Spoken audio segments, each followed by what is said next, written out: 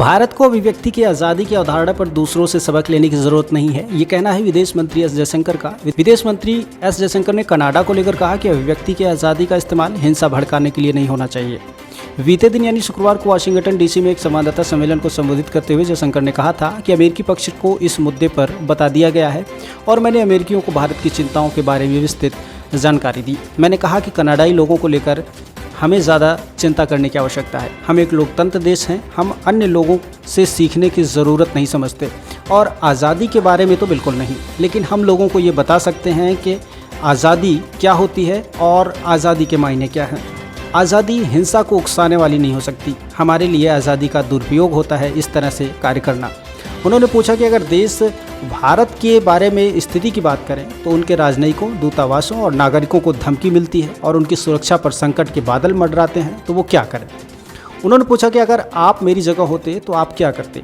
यदि ये आपके राजनयिक, आपका दूतावास और आपके लोग होते तो क्या प्रतिक्रिया होती। विदेश मंत्री ने कहा कि भारत और कनाडा की सरकारों को एक दूसरे से बात करनी होगी और देखना होगा कि वे एक खालिस्तानी आतंकी की मौत पर अपने मतभेदों को कैसे सुलझाते हैं। उन्होंने जोर देकर कहा कि अनुमोदन के बड़े मुद्दों को चिन्हित किया जाना चाहिए और उन पर चर्चा होनी चाहिए।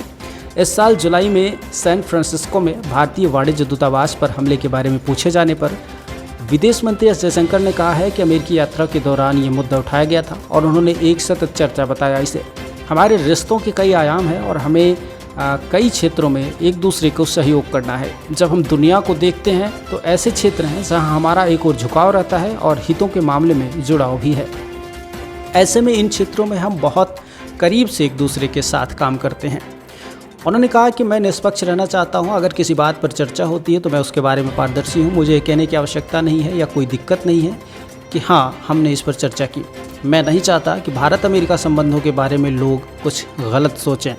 इस साल जुलाई में खालिस्तान समर्थकों को एक समूह ने कथित तौर पर सैन फ्रांसिस्को में वाणिज्य दूतावास को निशाना बनाया था। उन्होंने मिशन को आगे के हवाले करने की कोशिश की।